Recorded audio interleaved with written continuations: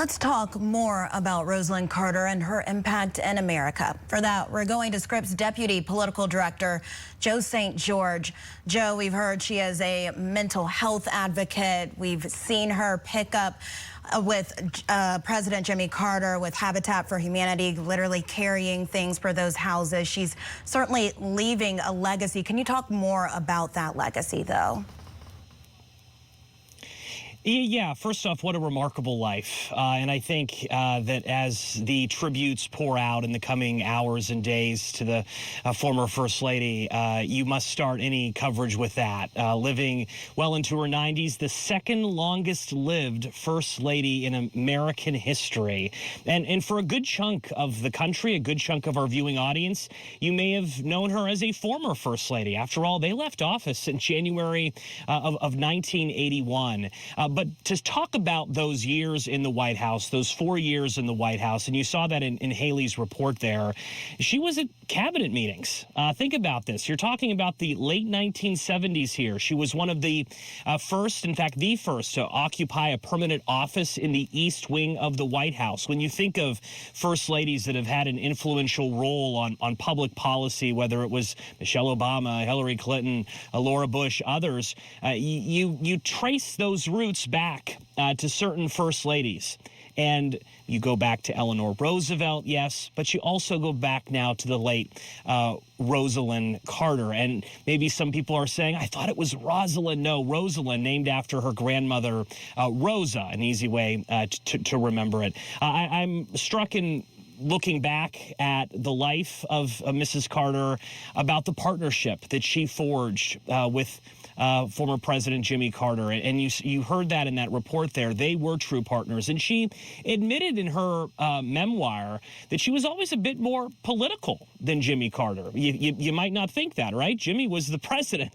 He was the one who was the governor of Georgia. He was the one who occupied 1600 Pennsylvania Avenue. But he, as well as she, would always say that Mrs. Carter was more focused in making sure they would win re-election, that they would not lose. She would be more focused on that. So part of her legacy as we reflect on a life well lived, certainly a life well lived, passing away at the age of 96. Yeah, she was certainly a trailblazer. You mentioned her activism, actually testifying before Congress. She was instrumental in spearheading the passage of the Mental Health Systems Act in 1980.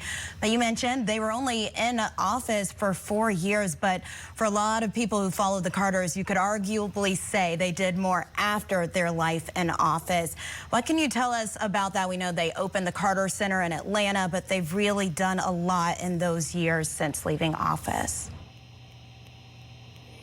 You know, anytime I reflect on the legacy of the Carter family, I think of the word humility. I mean, this was not a former president who delivered multi-million-dollar speeches, who lived in, the most fanciest zip codes in America. Where did they retire to? They retired to Plains, Georgia. Where did they spend many of their weekends? Teaching a Sunday school in Plains, Georgia. A simple house in Plains, if you've ever had the opportunity to go there in rural Georgia.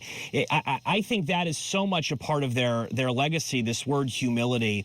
And you mentioned what they did after, forging relationships with Habitat for Humanity, building more homes than I think we can accurately count here on Scripps News. The Carter Center, you're certainly going to be in the spotlight, I think, a lot over the course of the next couple days, their work, and just how influential the late Mrs. Carter was in forging that center. Remember, Jimmy Carter desperately wanted to win re-election against Ronald Reagan in 1980. He did not. He was a one-term president. So when you are faced with a loss like that, you have to ask yourself, okay, what next? Do we just retire? Do we just pack it away? Or do we do something? And you'd be hard-pressed to find a post-presidency between two individuals. Jimmy Carter Rosalind Carter that did more than that dynamic duo. And you know that the former president is certainly mourning the passing of his partner, and it's a love story that yes began when they got married, but it began just days after Rosalind was born. In fact, if you go back in the memoirs, Jimmy Carter's mother was one of the nurses that delivered Rosalind, and that Jimmy Carter was actually brought in just as Rosalind was a few days old to see the newest kid on the block. Just a remarkable love story that carried them a ways away from Plains, Georgia, all the way to 1600 Pennsylvania Avenue, and then back to Georgia in their later years, Aaron. Yeah, it's hard not to be a fan of their love story. Deputy Political Director